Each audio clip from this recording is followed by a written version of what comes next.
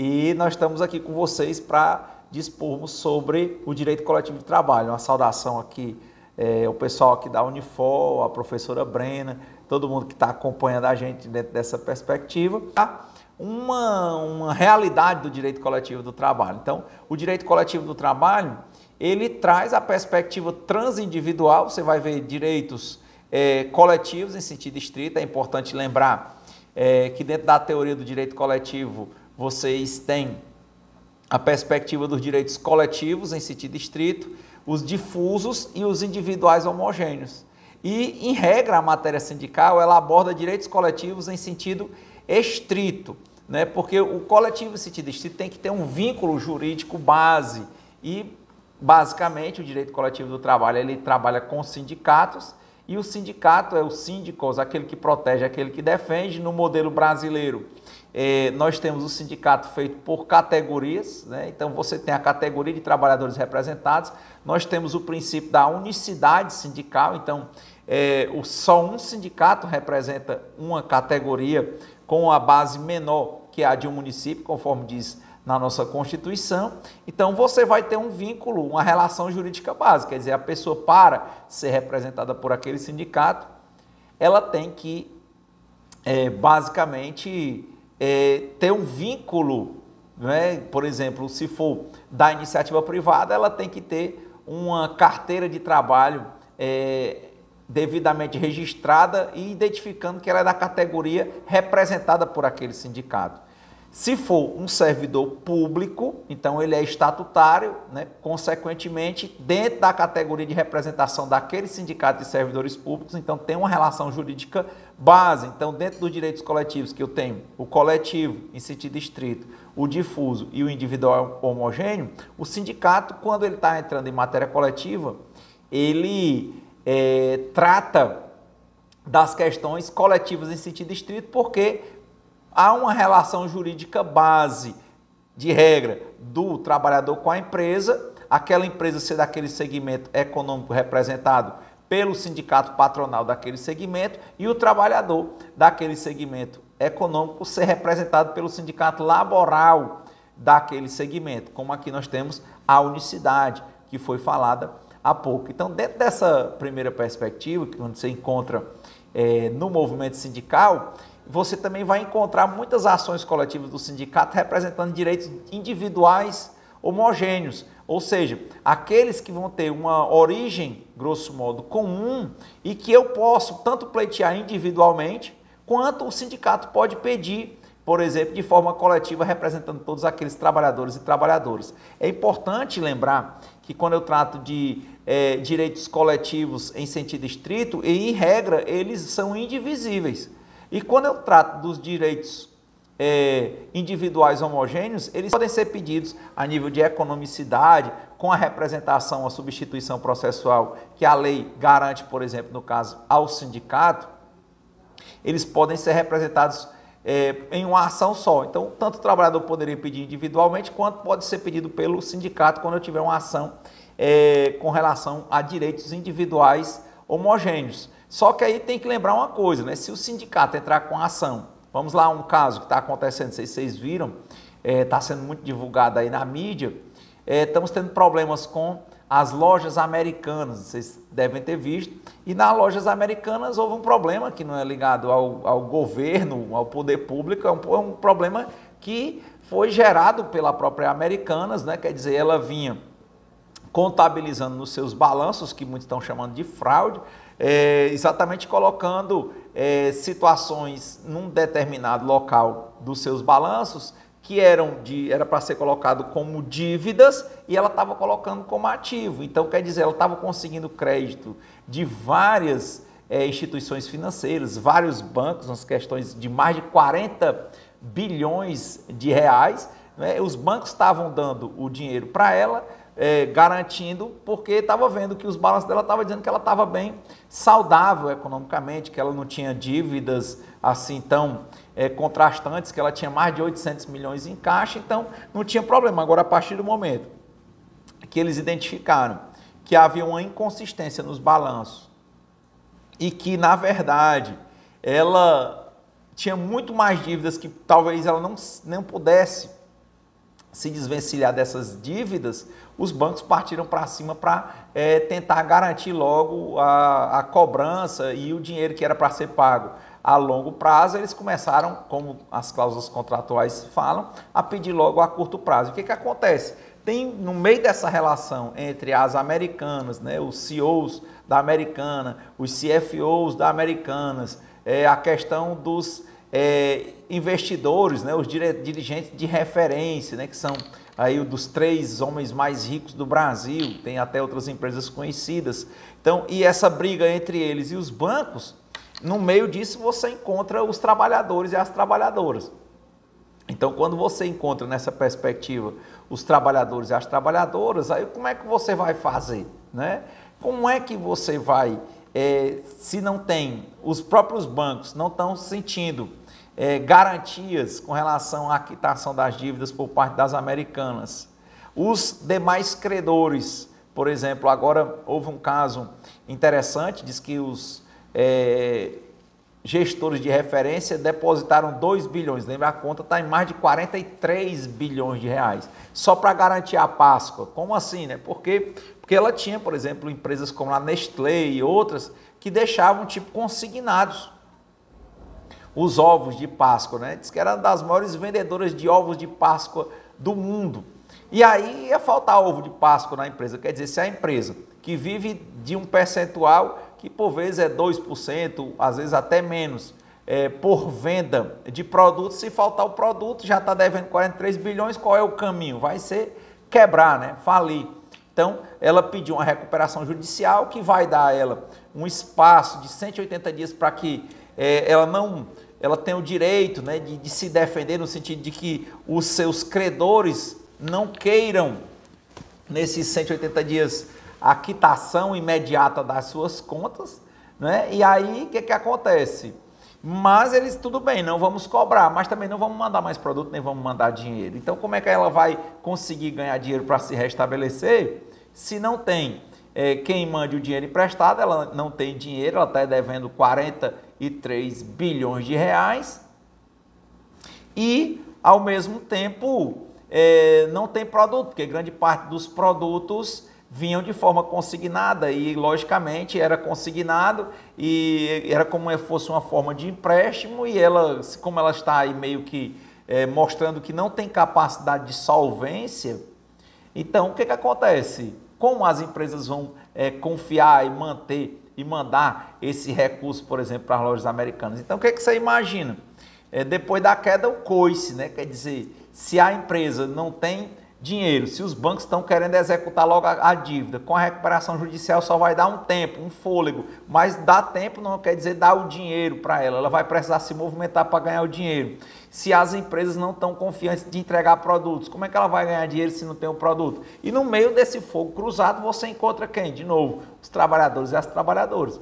Então, qual é o trabalhador que nesse momento tem a capacidade de chegar diretamente e discutir sobre a sua relação de emprego, sobre os seus temores com relação a americanos, né? E vai que ela chega de fato à falência, né? Quem é que vai garantir esses créditos aos trabalhadores? A lei os coloca como créditos preferenciais, mas se ela não tiver dinheiro diante dessa questão das limitações do capital social, da personalidade jurídica, se não houver nenhuma fraude, não há como chegar ao patrimônio dos seus gestores, dos seus proprietários, por exemplo, ou esses de referência, como se chama no mercado, né? Então, quem vai garantir o direito desses trabalhadores? Quem vai garantir? Ela já ficou aí, tem mais de 11 milhões de reais por mês de dívida de aluguéis mensais nos shoppings. Ela já disse que, como está de recuperação judicial, não vai pagar os aluguéis nesses meses, nesse período da recuperação judicial. Então, quer dizer, é uma situação complicada em que você se imagina se você fosse empregado ou empregada lá dentro das americanas, né? Com esse medo, você não sabe se você vai receber seu salário, você não sabe se a empresa vai quebrar, você não, com esse medo você também não se sente muito à vontade, né, de ir discutir essa relação com o seu empregador, né? Você também não vai pedir as contas porque você não tem outro emprego para trabalhar. Então, quem entra nesse meio termo? Né? É uma matéria eminentemente coletiva. É uma matéria eminentemente coletiva que pode, por exemplo, se porventura chegar a falência, se porventura chegar o atraso dos pagamentos dos salários, das verbas de natureza alimentar dos trabalhadores e trabalhadoras, quer dizer, eles vão ter o direito de pleitear, de entrar com ações diretamente contra a Americana. Cada um dos milhares de trabalhadores e trabalhadoras poderá entrar com as suas ações. Contudo, a questão das condições, né, do dinheiro, de conhecer o advogado, a questão de ter o dinheiro para pagar, se eles não estão tendo o dinheiro nem do mês, por exemplo. Então, nesses momentos, é que a gente vê, por exemplo, a importância de ter um sindicato. De ter o sindicato, por exemplo, para ir discutir com relação às Americanas em cada estado, de ter uma federação de trabalhadores para discutir isso a nível regional, de ter uma confederação nacional dos trabalhadores do comércio, por exemplo, tem a CNTC para discutir isso a nível nacional, tem as centrais sindicais de trabalhadores e trabalhadoras para tentarem fazer esse enfrentamento com Americanas, e do mesmo modo que você vê que numa situação como essa, que envolve as pessoas mais ricas do Brasil de um lado e trabalhadores de condição bem humilde de outro, faz-se muito necessário ter a participação dos sindicatos. Você deve estar se questionando, né? Mas professor, ela ainda não atrasou o salário dos trabalhadores e trabalhadoras, quer dizer, a coisa só tem um pouco, não chegou nem ao mês ainda, né? E os bancos todos, com medo, já entraram com ações para tentar executar Americanas, BTG Pactual, o Bradesco, Itaú, Banco do Brasil, várias empresas entraram, né? Várias instituições financeiras entraram. E qual é a ideia deles? Não perderem o dinheiro deles. E como é que os trabalhadores vão fazer para tentar garantir o deles? Né? Como é que eles vão fazer? Quem é o trabalhador que vai entrar? Qual o motivo que ele tem no primeiro momento para ele discutir, por exemplo, em caráter liminar essa questão da Americanas? Como ele vai fazer isso? E aí vem uma perspectiva interessante, que vocês acompanharam ou estão acompanhando pelas notícias, que as centrais sindicais de trabalhadores se uniram junto com a Confederação Nacional dos Trabalhadores no Comércio e entraram com uma ação civil pública de caráter coletivo, né? Aí nessa perspectiva nós temos o direito coletivo, não apenas a questão do direito coletivo em caráter de um vínculo, uma questão indivisível dos direitos, mas uma perspectiva de direitos individuais homogêneos, ou seja, os trabalhadores poderiam entrar sós, é lícito, como dizia Paulo, tudo é lícito, mas nem tudo convém, né? É lícito para eles entrarem, mas eles não têm condições, né? Também tem medo de se exporem, até o momento os salários, até onde se sabe, ainda não estão atrasados, ainda não chegou o momento do pagamento específico depois dessa bomba que explodiu com relação às lojas americanas, mas quem poderia resguardá-los nessa perspectiva, né? Então, os sindicatos que têm, como nós falamos há pouco, né? Eles têm, são pessoas jurídicas, já dá uma certa igualdade na relação de emprego, eles têm estabilidade, né? Quer dizer, 7 titulares e 7 suplentes, já não são de regra trabalhadores da própria Americanas, mas têm legalmente a capacidade e têm a legitimidade ativa, extraordinária para representar os trabalhadores e as trabalhadoras. Então, dentro dessa perspectiva, eles entraram com essa ação para quê? Para garantir em torno de R$1,5 bilhão de reais, que seria o referente em caso de eventual falência das lojas americanas. Lógico que ninguém está querendo que elas cheguem à falência, mas o quadro que se apresenta é esse: a cada dia que passa, mais algum bilhão se junta a esses 43 bilhões de reais de dívida, não é? Então, uma hora pode sobrar para quem? Para os trabalhadores e trabalhadoras. E aí os sindicatos, eles ingressaram com essa ação, não é? E essa ação é exatamente para que o Poder Judiciário, em caso de falência ou dentro de uma perspectiva que a coisa se agrave, que o Judiciário já bloqueie das contas da empresa o valor referente ao que será pago em eventuais rescisões dos contratos de trabalho dos trabalhadores e das trabalhadoras. Quer dizer, se não fosse o sindicato, né, como é que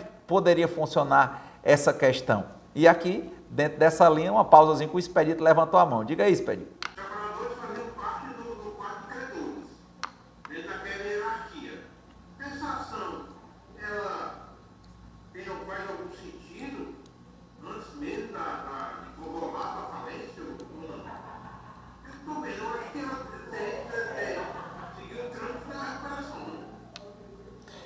interessante você estar perguntando, o Expedito aqui, o pessoal que não ouviu, ele está falando assim, Clóvis, mas na recuperação judicial ele já teria uma ordem de credores, né?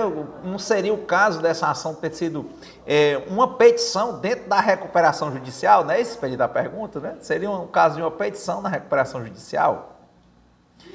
Exatamente. Aí vem o grande questionamento. As empresas, primeira coisa que você tem que analisar no caso Americanas as Americanas estão pedindo uma recuperação judicial. A recuperação judicial é quando a empresa passa por dificuldades que são naturais da volatilidade, da dinâmica do funcionamento das empresas do mercado. Mas é um direito, uma proteção para que a empresa se mantenha em funcionamento, não é isso? Só que uma das coisas que os bancos, porque os bancos estão entrando com ações, já entraram, né? Essas ações dos bancos foram prévias ao pedido de recuperação judicial. É importante que você levante as informações para perceber que a Americanas não pediu a recuperação judicial inicialmente. O banco, inicialmente, ressalvado engano, o primeiro banco a entrar com a ação foi o BTG Pactual. O BTG Pactual pedindo uma dívida que eu acho que começava com 1,2 bilhão de reais, entrou pedindo o quê? Como esses créditos não vencem agora, né? Você tem créditos para o futuro, que a Americana ia pagando juros, ia pagando parcelas mensais. Só que no contrato, né, como eles estão percebendo o quê? Que houve uma fraude, né? Se identifica uma fraude, ela se arvora do direito de pedir logo o principal, pedir logo todo, porque é uma fraude. Então, em sendo fraude, o Bradesco correu, acho que um dos maiores credores das lojas Americanas é o Bradesco. O Bradesco ingressou com uma ação também pedindo todo o valor principal. E assim todos os bancos fizeram. Então foi muito interessante que a primeira liminar, o juiz lá do Rio de Janeiro, estão questionando inclusive a competência ter sido protocolada essa ação no Rio de Janeiro, né, os pedidos da Americanas, questionando se ela tem direito à recuperação judicial, já que se trata de uma fraude.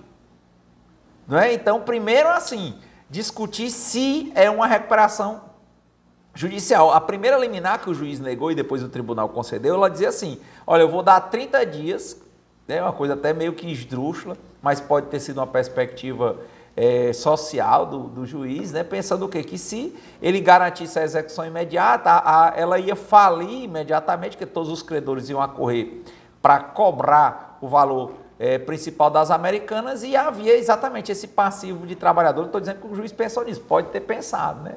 Então, dentro dessa perspectiva, ele disse, não, vou dar 30 dias para a Americanas dizer se ela vai entrar com a recuperação judicial ou não.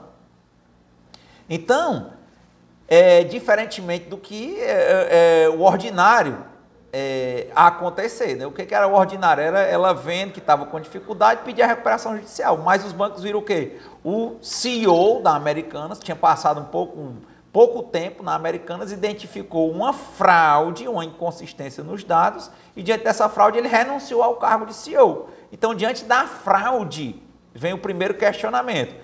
Será que a Americanas vai ter direito à recuperação judicial? Segundo questionamento, não sei se vocês estão acompanhando, um dos bancos, ressalvado engano, acho que não sei se foi o Banco Inter ou foi o Bradesco, ele pediu a quebra de sigilo e conseguiu essa semana de 10 anos de conversa entre os gestores de referência, investidores de referência e todos os CEOs e CFOs, né, do executivo da empresa e da parte financeira da empresa, para discutirem, né, para verem se eles sabiam da fraude, ou seja, qual é a próxima ideia. Primeiro, a Americanas não começou pedindo recuperação judicial, né? Houve uma renúncia de um CEO por ter visto uma inconsistência nos balanços que envolvia mais de 10 anos de balanço, talvez mais de 20 anos de balanço, que essas análises que estavam sendo apresentadas, inclusive que tinham sido auditadas, havia possível sinal de fraude E porque havia fraude, isso levou os bancos a erro, porque eles emprestaram com base em balanços que eles entendiam que eram sérios, legítimos e rígidos. Só que não, né? Só que não, os balanços não eram sérios, rígidos, né? Não eram sadios os balanços, né? Quer dizer, há uma fraude. Em havendo uma fraude, eu posso, por exemplo, discutir também a desconsideração da personalidade jurídica. Então, essa novela, né, ela ainda tende a render muito, o expedito, para a gente pensar, né? Então, primeiro é interessante, o que é assim? Eu posso entrar com a ação, será que essa ação das centrais sindicais com a Confederação Nacional dos Trabalhadores em Comércio, ela seria dispensável? Eu entendo que não, acho que eles correram para tentar resguardar o direito dos trabalhadores, eles fizeram como os demais credores fizeram, num primeiro momento. Ela impede de você fazer uma petição dentro da recuperação? Não impede, ela é uma garantia a mais. Pode ser que essa recuperação, ao final, não seja reconhecida como recuperação diante da questão da fraude? Pode. Pode ser que nessas outras ações, por exemplo, nessa ação em que o banco, credor, ele está questionando que os sócios, né, acionistas de referência, que eles sabiam dessa fraude e que eles venderam e ganharam milhões de reais ainda em 2022, com as vendas das ações, quando as ações estavam em torno de mais de R$30, ressalvado o engano, que agora as ações estão a menos de R$1, não é? Então, quer dizer, eles se beneficiaram, será que eles sabiam ou foi só um mero jogo de mercado? Então, tem muita água para rolar. E qual era o papel dos sindicatos, né? Não, acho que o mínimo esperado seria tentar fazer esse enfrentamento, porque o trabalhador que está lá sentado no caixa uma hora dessa, o máximo que ele tem é medo, né? Eu acredito, né? O mínimo que ele tem, aliás, é medo, porque ele não tem forças para enfrentar essa questão, né? E caberia mesmo aos sindicatos. Mas, Cláudio, também por que não foi sindicato por sindicato? Pode ser depois, nas execuções locais, né? Por município ou por regiões. Mas foi bom porque já tentou pegar o passivo, uma média do passivo integral em caso de falência de eventual despedida em massa dos trabalhadores e trabalhadoras, né? Então, eu acredito que um caminho não exclui o outro, né? O caminho de peticionar para participar do quadro geral de credores é um caminho, acho que não é agora, acho que talvez o caminho melhor seja realmente ir na linha dos bancos, no sentido de questionar a rigidez dessa recuperação judicial, questionar a questão de eventual fraude, buscar uma desconsideração da personalidade jurídica para que possa adentrar no patrimônio, que é também multibilionário, né, dos acionistas de referência. Então, acredito que foi uma ação interessante, uma ação bem interessante no sentido dos outros atores dessa novela que começa. Mas veja que uma ação dessa, né, imagina aí você, Expedito, ou a Aline, ou o Gabriel, a Thaís, a Patrícia, vocês pegam uma ação aí cujo valor da causa é 1,5 bilhão de reais ou 43 bilhões de reais, quer dizer, para o advogado seria bem interessante, mas imagina você, trabalhador, trabalhadora, trabalhando sem saber que vai receber seu salário para pagar um advogado dentro de uma perspectiva dessa, né? Se não tivesse o sindicato, a federação, a confederação e as centrais sindicais. Esse é um primeiro ponto, a nível de sindicato, né? É dizer, um caminho não vai excluir o outro. O caminho da recuperação judicial é um caminho. O caminho de questionar a rigidez da recuperação judicial é outro caminho. O caminho de buscar a desconsideração da personalidade jurídica e a ilegitimidade da recuperação judicial é outro caminho. Lógico que o ideal é que a empresa se mantenha funcionando para que as pessoas continuem trabalhando, mas o quadro é grave. Ontem, não sei se vocês chegaram a assistir, houve uma entrevista no programa Roda Viva com o Roberto Campos Neto, que é o diretor aí do Banco Central, E uma das perspectivas que falaram para ele foi sobre o impacto da Americanas, sobre essa questão dos bancos, como é que os bancos estão vendo isso. Não sei se vocês acompanham essa questão financeira, o próprio Itaú, na divulgação de balanço dele, ele provisionou, por exemplo, o valor. O que é provisionar? Ele já colocou como se fosse perdido num primeiro momento. Quer dizer, ele colocou diante do lucro, tirou do lucro e colocou como se fosse um prejuízo e como se ele tivesse engolindo o prejuízo, apesar de estar entrando com a ação e discutindo. O Bradesco provisionou também, não é? O Santander não provisionou, não é? Quer dizer, ele ainda está na perspectiva de que há uma possibilidade, há um jeito. Então, quer dizer, os próprios bancos, as instituições financeiras, eles não estão confiantes. Então, é uma situação bem interessante para você enfrentar. Pode acontecer uma despedida em massa por dentro das Americanas a qualquer momento. Pode haver falta de recursos para o pagamento dos salários e das demais verbas de caráter alimentar, né? Eles já bloquearam, por exemplo, esse pagamento dos aluguéis, de todos os aluguéis no país, dá em torno de mais de 11 milhões de reais em aluguéis por mês, né? Então, quer dizer, se o sindicato, e aí dentro que eu falo sindicato no sentido de movimento sindical, quedassem inertes, como é que ia ficar, né? Quer dizer, não quedaram inertes, né? Foram dentro da representação nacional. Centrais é uma petição, eu cheguei a ver essa discussão, a gente viu a petição, centrais junto com a Confederação Nacional dos Trabalhadores do Comércio. Então, entraram com a ação pedindo essa garantia, quer dizer, é algo a mais. Então, dentro dessa questão de entrar no quadro de credores, né, você, como diz aqui no direito, o que abunda não atrapalha, né? Quer dizer, se eu consigo ter uma ação que pode me dar uma garantia maior, por que eu vou ficar só com a menor? Uma não é lead a outra. É até outro ponto que a gente estava falando sobre os individuais homogêneos, né? Se o sindicato pode entrar no coletivo e cada trabalhador pode entrar individualmente, nesse momento, no caso das Americanas, não convém para nenhum trabalhador entrar com a ação para se resguardar, até porque não tem como custear essa ação. E segundo, porque até o momento ainda não fez praticamente um mês ainda, né? Acho que o máximo deve ter feito um mês de toda essa novela que se desenrola, né? Quer dizer, não compensaria no primeiro momento, mas se eles quisessem entrar, poderiam. Como é que funciona quando eu tenho uma legitimidade que é do trabalhador, mas que pode ser pedida em ação coletiva com relação a interesses em termos de matéria coletiva, direito coletivo, que pode ser peticionado pelo sindicato? O que a lei brasileira diz, já que não pode ter litispendência, quer dizer, duas ações pedindo a mesma coisa, né, porque pode haver uma grande insegurança jurídica, uns decidirem de um jeito e outros decidirem de outra forma. Então, dentro dessa perspectiva, o direito brasileiro diz que quando você sabe que tem uma ação coletiva, você entrou com a sua ação individual, aquela pessoa ela pode pedir que seja sustada a tramitação da ação dela, deixa lá, pede para sustar até que saia o resultado da ação coletiva.